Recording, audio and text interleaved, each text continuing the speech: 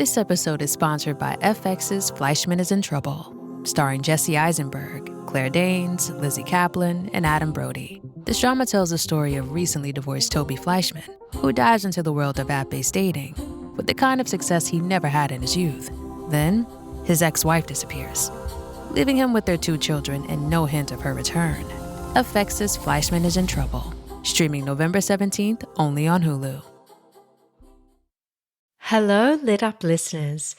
Like all of you, we're grateful for all the local independent bookstores that bring us incredible books, support local authors, and host fantastic events. This week's episode is brought to you by the Elliott Bay Book Company, located in the heart of Seattle's Capitol Hill neighborhood.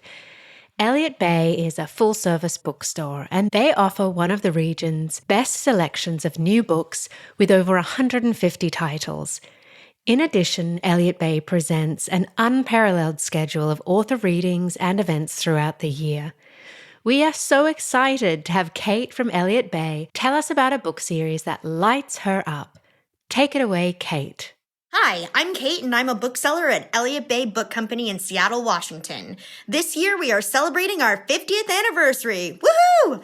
A book trilogy that I've recently become obsessed with has been the Scholomance series by Naomi Novik. This series includes A Deadly Education, The Last Graduate, and the newly released The Golden Enclaves. This riveting and fantastic story checks all of the fantasy boxes, full of complicated characters, terrifying bloodthirsty monsters, and a satisfying dash of teenage drama and romance. From Sugar 23, I'm Angela Ledgerwood, and this is Lit Up.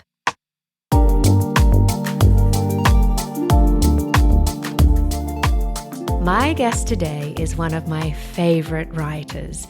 I'm still just buzzing that I get to talk to her. Her work is playful, surprising, and always fascinating. It's Susan Orlean. She has been a staff writer at The New Yorker since 1992, and she's the author of 7 books, including On Animals, which we'll discuss at length in this conversation, The Library Book, Rin Tin Tin, and The Orchid Thief, which was made into the Academy Award-winning film Adaptation. Now, this conversation will give you a sense of Susan and her work. We dart all over the place, covering topics like the Taxidermy World Championships and the people she met there. Now, I had all these plans for this conversation, the notes, all these questions for Susan, who I've loved for so long. But with Susan Orlean, you have to let her curiosity dictate where the story will lead. I hope you love this conversation.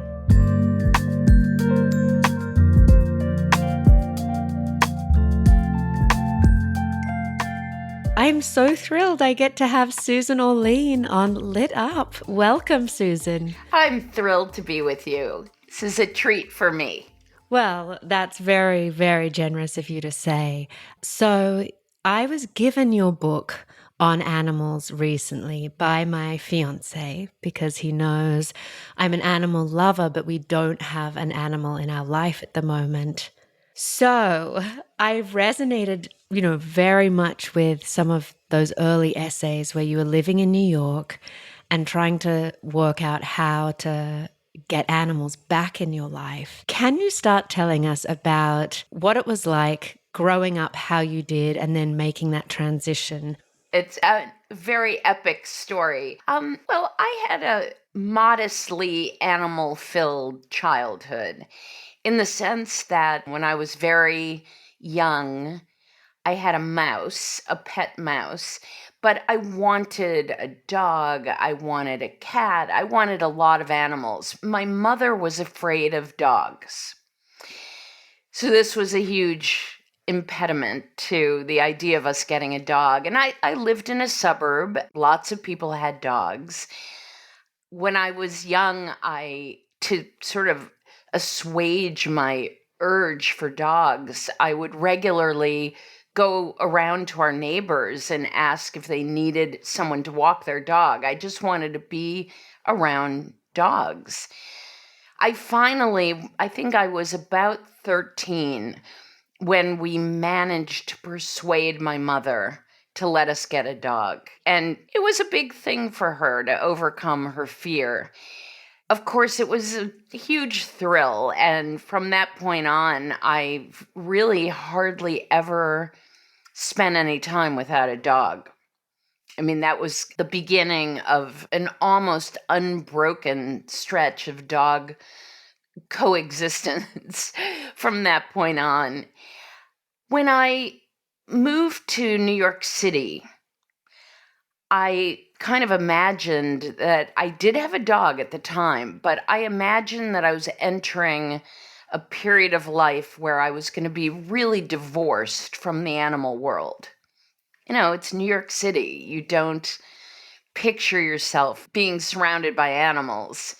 And of course, I was surprised almost immediately because I think pet ownership in New York City is astronomical. Everybody has dogs, and you don't even know how many people have cats because you never see them. I mean, it's sort of a pushback against the denatured experience of living in New York City that people really want animals.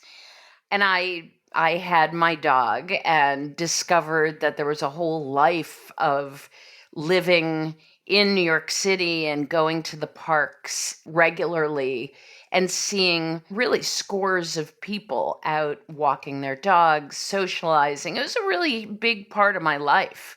Around that time, after I met my husband, we, in a circuitous route, ended up living upstate in the Hudson Valley.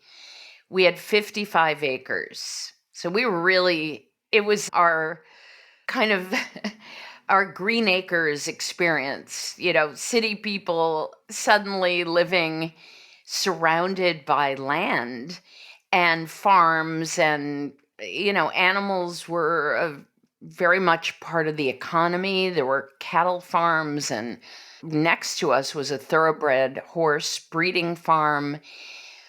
To me, it was like getting a job in a candy shop.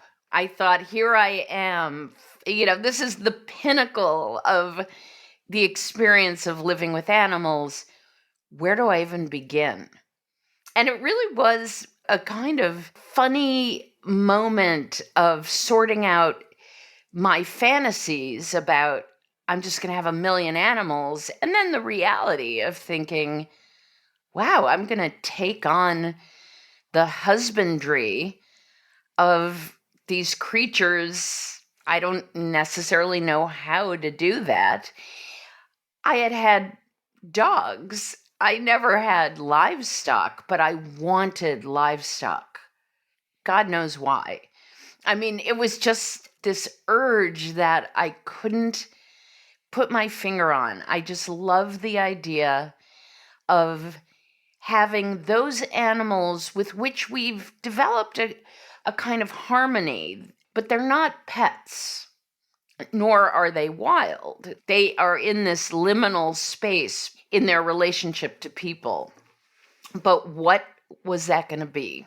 I then saw a documentary about urban chicken farming, and I was almost instantaneously possessed with the idea of getting chickens.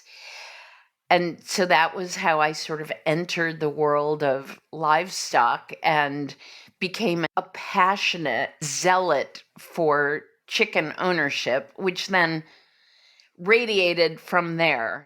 Well, I'm so interested in this transition from the city to the country as well. I'm fighting every urge not to just go somewhere full time and be with the animals. And maybe that happens at this certain time in life, or the world feels like a place I just want to retreat to and, you know, have some dogs. But that also might be the fantasy version of what you were also alluding to. Now you live in Los Angeles, and in 2011, you raised your son when you were living in the countryside. What was that experience like, retreating from the city, and why was it so important to make that decision then? You know, we had this property in the Hudson Valley, and we had always imagined it as our weekend getaway.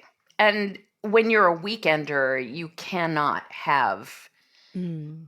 animals like chickens and so forth. It really is something that requires being attendant and available all the time.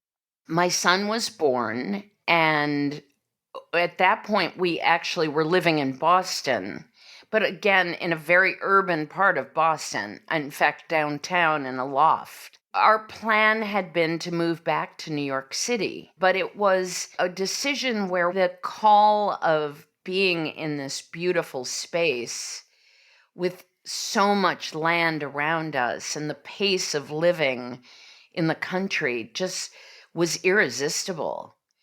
And yes, some of it is fantasy. The fact is, if I made my full time living as a farmer, I can assure you it's a very hard life.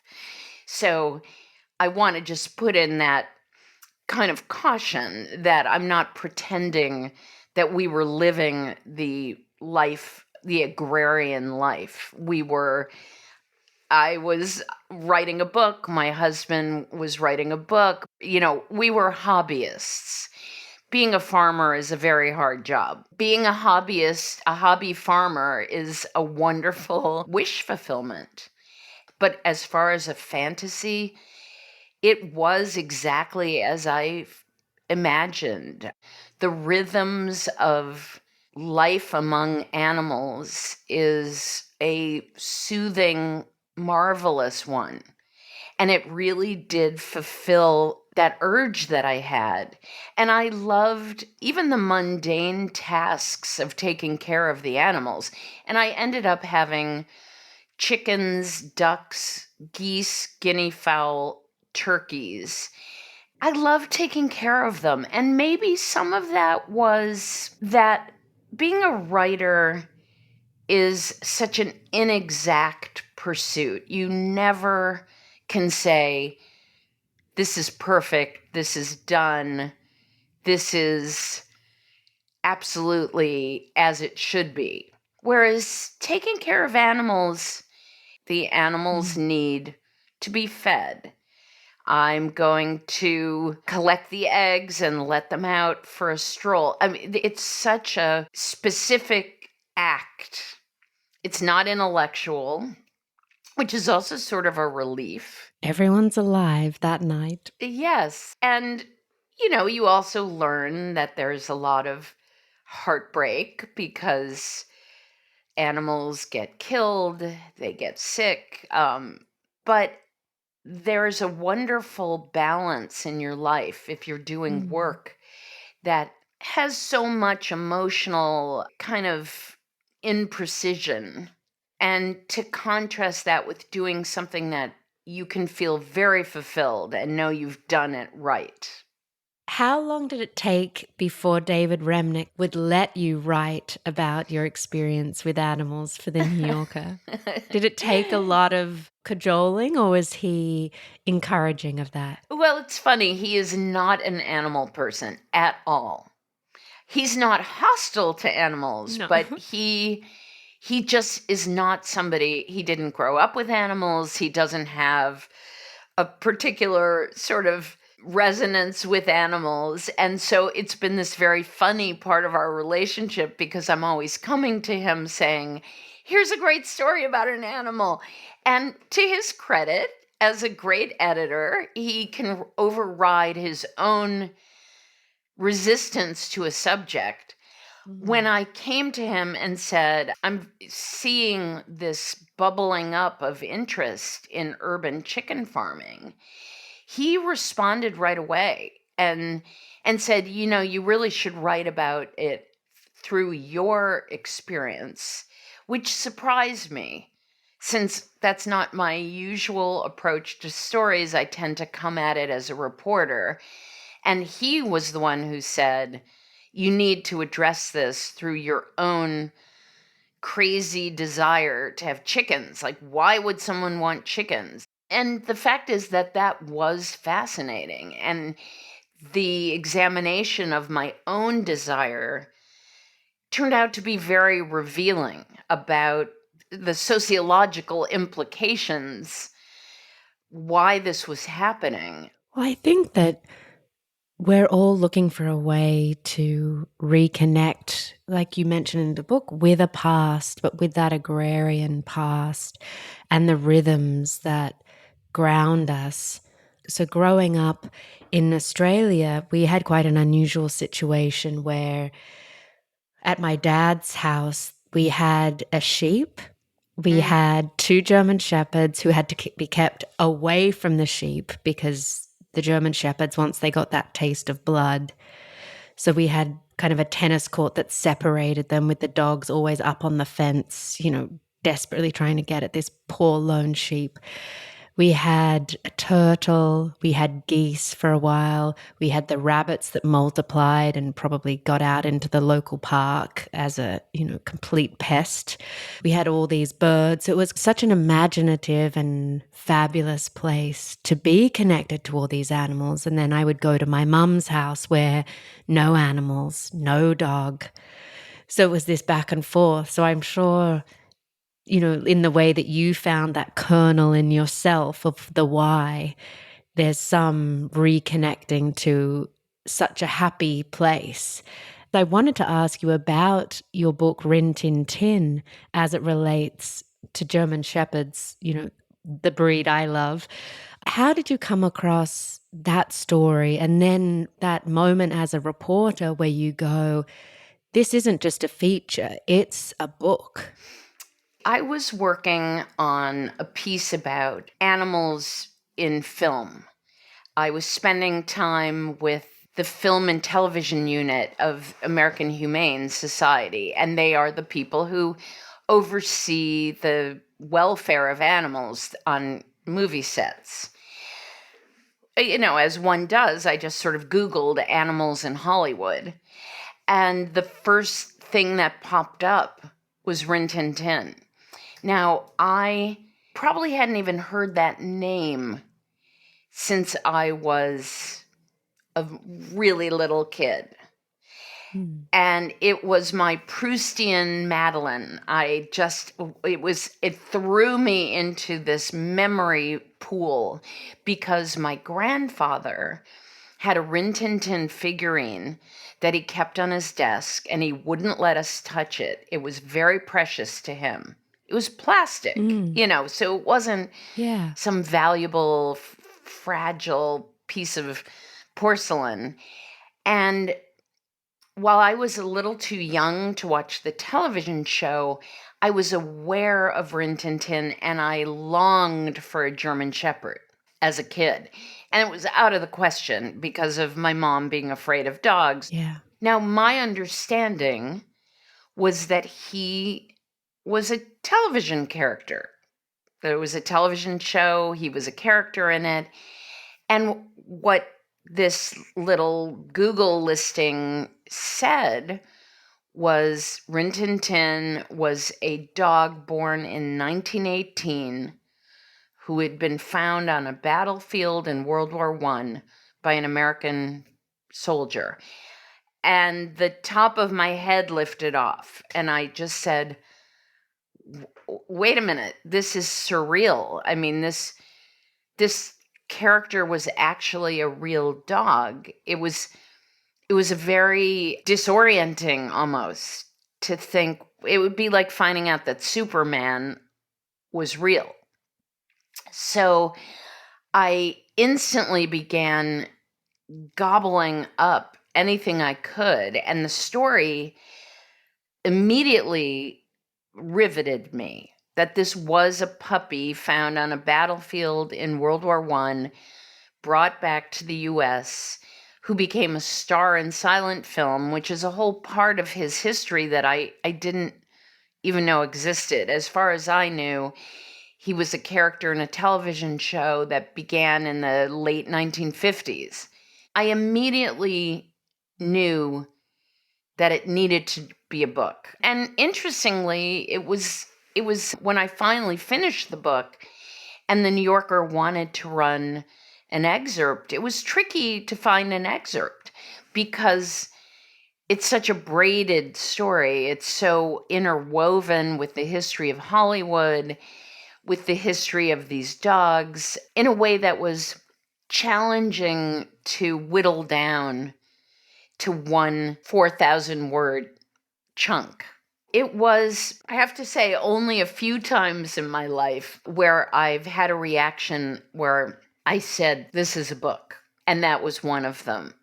And then I have to ask, what were the others? Have you ever had that feeling and the book hasn't ended up eventuating, or is it pretty clear to you your instincts are honed? My instincts are pretty good. I think because I'm quite critical of that feeling and I think, really, is there enough?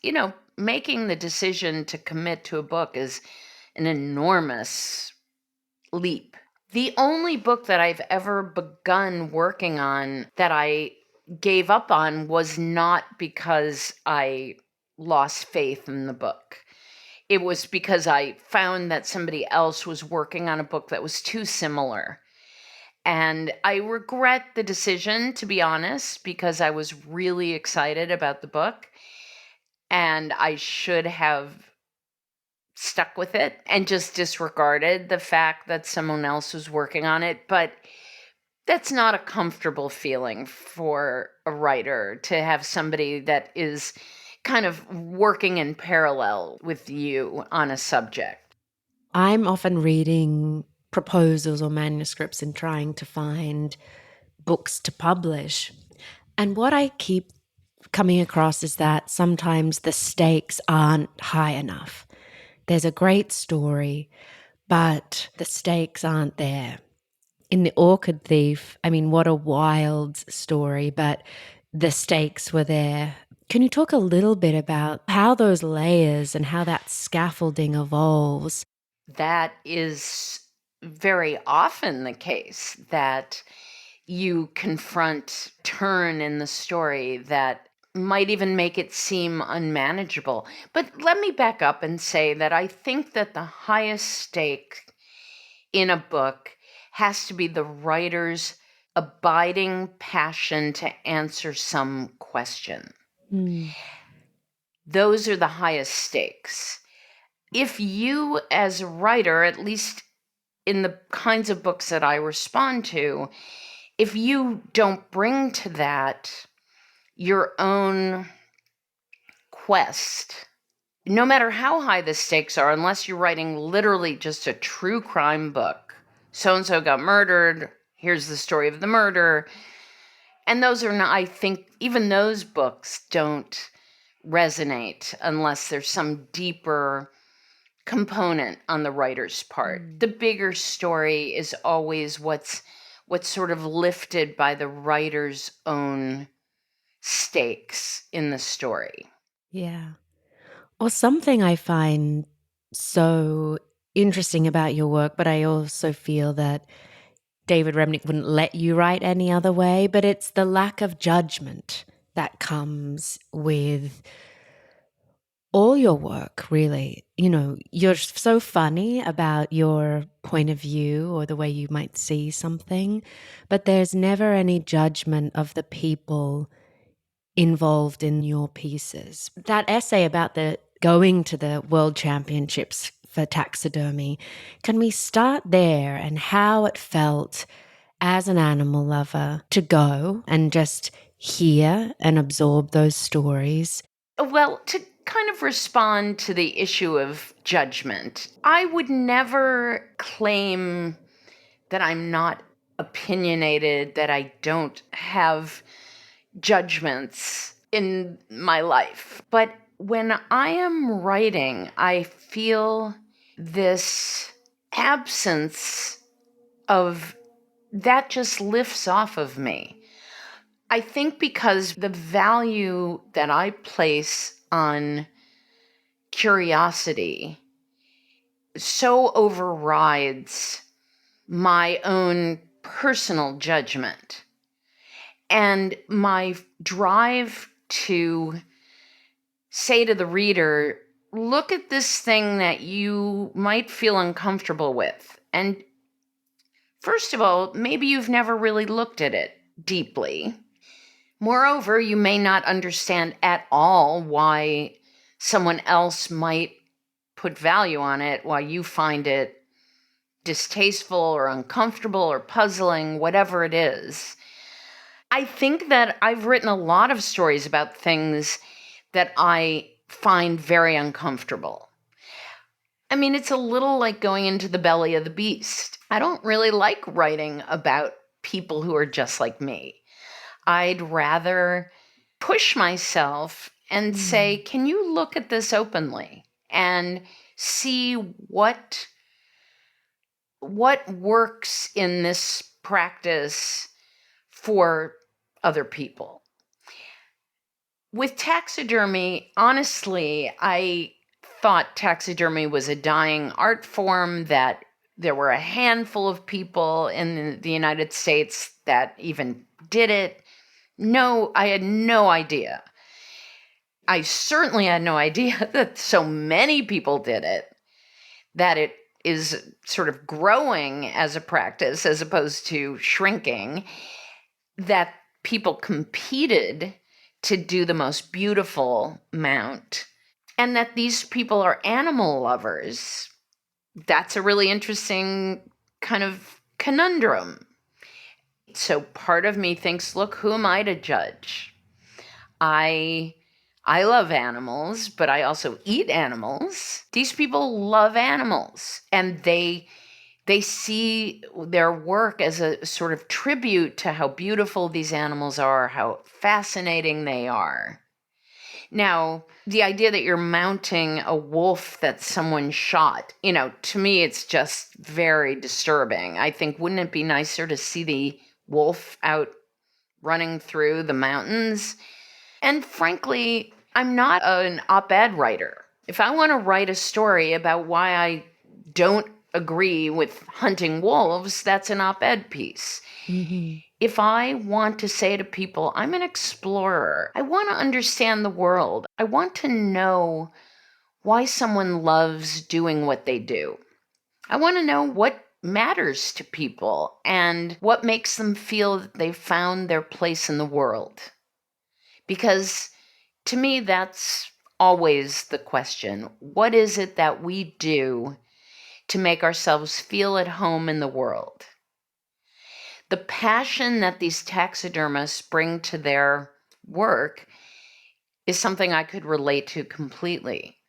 They want to make a bear look as alive as possible, even though it's dead. I want to make my story as alive as possible, even though it's just words on a page. We're not so different. It also felt that for a lot of people that it creates a human community through that love of animals. And we, like you said, all those New York City people walking their dogs and talking to people on their way. I agree 100%. I feel like, and I really first encountered this in my very first book, Saturday Night, but more explicitly when I was working on The Orchid Thief. And I realized that ultimately this was about not being lonely. And someone said to me memorably, wherever I am in the world, all I have to do is find other orchid people. And we have so much to talk about. What a wonderful thing. I mean, there was a community that was palpable, that you could be anywhere. You could be in Paris, you could be in Brazil, anywhere you were in the world, you could relate to the other orchid people there. And, that is the most basic human need, is to find your home in the world. And when I say home, I don't mean a physical place as much as a community. To be able to know that you're never alone. All you have to do is find the other people who collect pocket watches or whatever it is that you've decided to make your life about. These taxidermists were at this convention, and it was just the happiest group of people who were all buzzing about the same thing and talking about the particulars of what kind of glue they use and what kind of nails they use. And that's when we feel connected. I feel like we could talk on for hours, but I want to ask one of my last questions. What lights you up? Oh boy, so many things. Reading something great, thinking of an idea of something I want to write about. I mean, that really does still thrill me. When my dogs behave well, when my son comments on my Instagram. Oh, I love that. I'm happy to say that even though I've been writing for a long time, I still get enormous pleasure out of either stumbling on an idea where I think, oh, that's such a great story, or writing a piece and looking at it and thinking, boy, that I kind of nailed it. I'm doing this column of obituaries for the New Yorker, and my obituary today is about a deer. I encourage you to take a look at it. And it was one where the minute I heard about this deer, I thought, oh, that's a great obituary idea. And I had a wonderful time writing it, and it just made me so happy. I still get so much pleasure feeling like I learned something, and I was able to say to readers, "Oh, you've got to learn this thing too. It's so cool. You're going to enjoy it." I think that's when I get the biggest thrill. Well, it's so wonderful to hear that because that interest and that specificity all comes out in your writing so much. And I just feel so lucky to have had this conversation with you. We didn't get to Free Willy. We didn't get to the tigers, the military mules. I mean, there are just so many interesting stories in the book that our listeners can read for themselves. But thank you for being so generous with your stories. Well, anytime, I'd be happy to do volume 2 with you. It's just really a pleasure. And I hope you get your animals. Thank you. Lit Up is a podcast from Sugar 23. It's hosted by me, Angela Ledgerwood, and is produced by Liam Billingham. Olivia Allmeyer is the marketing and editorial consultant. Mike Mayer and Michael Sugar are the executive producers. Andrei Radovsky wrote the theme music. See you in 2 weeks.